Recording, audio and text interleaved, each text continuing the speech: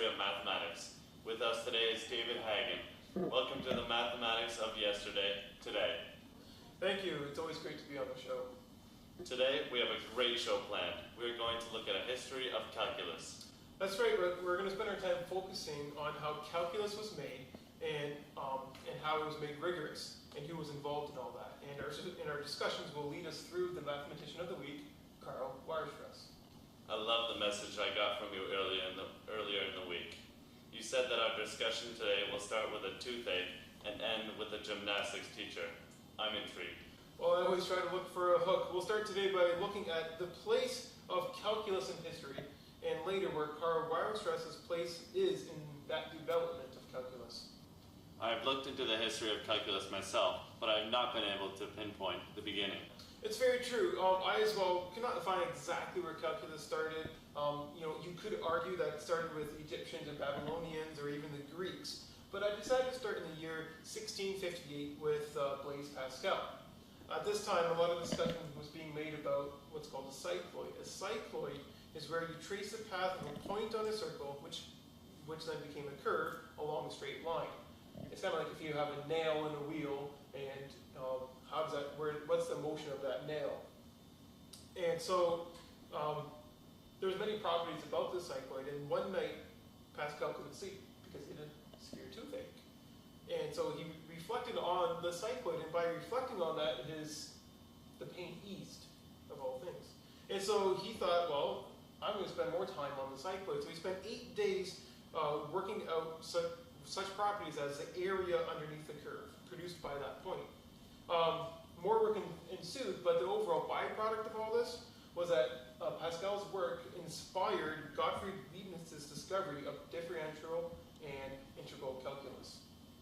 Leibniz, however, was not the only one to discover of calculus. Sir Isaac Newton was also a big player. That's right, he was, but for a while, a lot of people thought that Leibniz actually stole the ideas from Newton because Newton was held in such high esteem, but that was later proven to be false. So they co-discovered. Well, more like they discovered it simultaneously. What went into the creation of calculus? Well, both Leibniz and Newton, their first setup of the general concepts of a differential quotient and an integral, they devised notations which made calculus algorithmic and surprisingly easy to use and quite powerful. We actually still use many of their notations today. Finally, they found ways to find tangents and areas, which essentially means that differentiating and integrating are inverses. The results, due to the discovery of calculus, were huge. Calculus was easily integrated into physics and geometry pure analysis. However, in order to do calculus, both Leibniz and Newton had to make use of an infinitesimal. What is an infinitesimal? Well, that's the real question. No one actually really knew what it was. So let me read for you an excerpt from this book called The Tour of Calculus by David Berlinski. It's just a nice little anecdote. So he says, "You must imagine them standing there together on the stage of history, hands clasped behind their backs, looking off into the middle distance, the mathematicians of the 17th and 18th centuries, Leibniz and Newton, and of course, but the others as well, L'Hospital and Lagrange, dressed in lace and ruffles, perfumed, wigged, and powdered. They have made calculus, and what they have made works brilliantly. They are simply unable to explain what they have done." A voice calls from the audience. "What precisely are such quantities as infinitesimal distance, infinitesimal time?" Well, they are numbers, to be sure." "Are you certain?" "Very much like numbers. Ideal elements, actually, or rather like numbers, but perhaps not quite like any of the other numbers. Fictions." "Fictions?" "Actually, not quite fictions. Perhaps it would be best to describe them as useful fictions." "How can a fiction be useful?" "Well, they have been useful, haven't they? So it follows that they must be useful." "Are you serious?" "Quite serious, but of course we are mathematicians." "Can you describe these infinitesimals? Tell us anything more about them?" "They really behave as if they were numbers, but of course they are smaller than any of the other numbers. Of course they would not be infinitesimal." "Quite right. Small, very small." "Zero then?" "I say not quite zero, larger than that, but not much larger." could you be more specific? And the remarkable thing is that in answer to this last question, this collection of brilliant men could do no better than to thrust their hands into their pockets, allow their cheeks to be suffused with blood, and stare somberly upward at the ceiling. Infinitesimals were just accepted then? Well, basically, what people were able to do with calculus was just too much to just give up. There must have been someone who threw up a stop sign and said, hold up, we need to look at this. Well, in the year 1734, a bishop named George Berkeley wrote a book called The Analyst, where he attacked calculus and those who discovered and used it.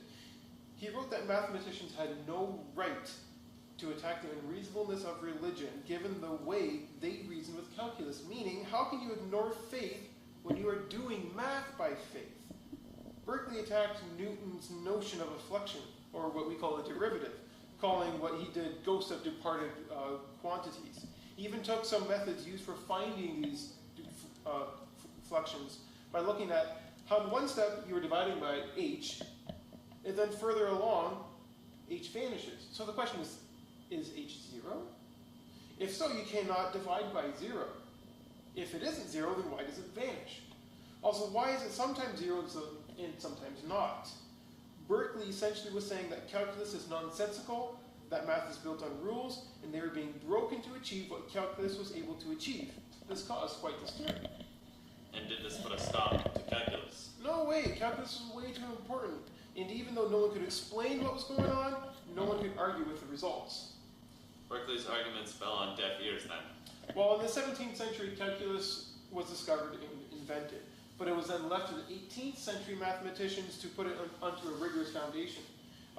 Many mathematicians tried, but no one was able to really come up with anything until 1821, almost 150 years after Leibniz and Newton did their thing. Augustin Louis Cauchy, a French mathematician, put emphasis on rigor, and in 1821 he published a book called Cours d'Analyse. In it, he defined infinitesimals as sequences which tended towards 0, so a value that is not 0 but pretty close. Which is the essential idea behind infinitesimal, a number which is too small to be seen or measured. Exactly. Cauchy also began the idea of a limit, or so people thought. However, when Cauchy spoke of a limit, he meant the end, or the end point, not a limit which speaks with respect to the behavior of values as it approaches the limit, which is what we think of today. Who came up with that definition? Well, it all started with a German mathematician, Bernard Bolzano.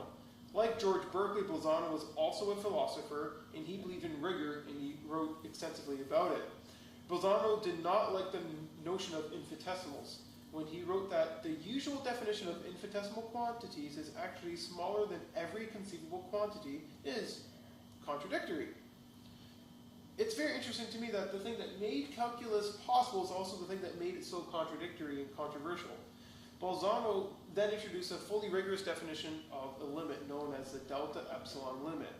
This limit stated that instead of being a relation to infinitesimals, you must look at how the dependent variable approaches a definite quantity as the independent variable approaches some other definite quantity, which is similar to the idea of end behaviors and functions. When did all this take place? Well, at this point, we actually fell out of chronological order with Bolzano. Most of his mathematical work took place between 1810 to 1820. And remember, Cauchy's book, Cours d'Analyse, was published in 1821. Did Cauchy know about Bolzano's work? Very few people did at the time. His work did not really become known until after his death in about 1848. I do not know whether Cauchy knew about Bolzano's work or not. However, what we know now as the Cauchy sequence was actually done by Bolzano 4 years earlier, but it was just never published. And that was how things went. It wasn't who discovered things first, it was who published first. Most of the time. But sometimes names of theorems are changed or the proper credit is finally given. At this point, we're still seeking a fully rigorous foundation for calculus. A lot of groundwork has finally been laid by Bolzano and Cauchy, but it wasn't until another German mathematician came forward with his heart and mind set on the soundness of calculus. Karl Weierstrass, who will be our main focus today, looked at Cauchy's definition of a limit and also the notion of uniform and pointwise continuity. Weierstrass noted that Cauchy, who was after rigor himself, was insufficiently rigorous in his own definitions. We'll look deeper into the varying definitions later, but Weierstrass was able to correct the definition of a continuous limit, or the delta epsilon limit.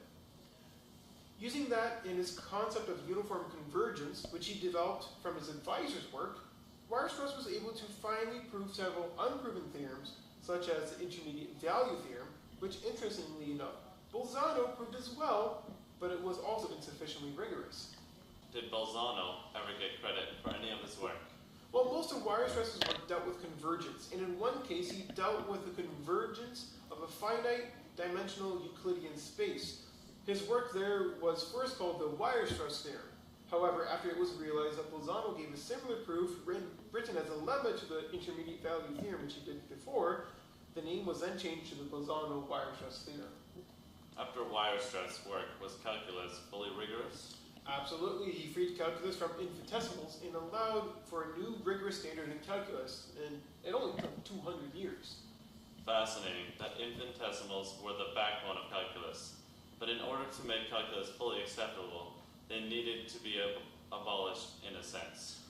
This is definitely a topic for another day, but in 1960, now 300 years from the beginnings of calculus, another German mathematician he also worked in various cities, including Toronto, wanted to redefine infinitesimals. Abraham Robinson was able to rigorously articulate what an infinitesimal was, which then led to the reintroduction of infinitesimals into calculus. However, not everyone wanted that, so instead of being called calculus, that was called non-standard calculus. An incredible history, one of the most important mathematical developments in the past 400 years. Calculus will forever be that dreaded course in high school, but it really is the foundation for so much that we can do now. We are going to take a break. When we come back, we will look deeper into the life and times of Karl Weierstrass. See you after the break.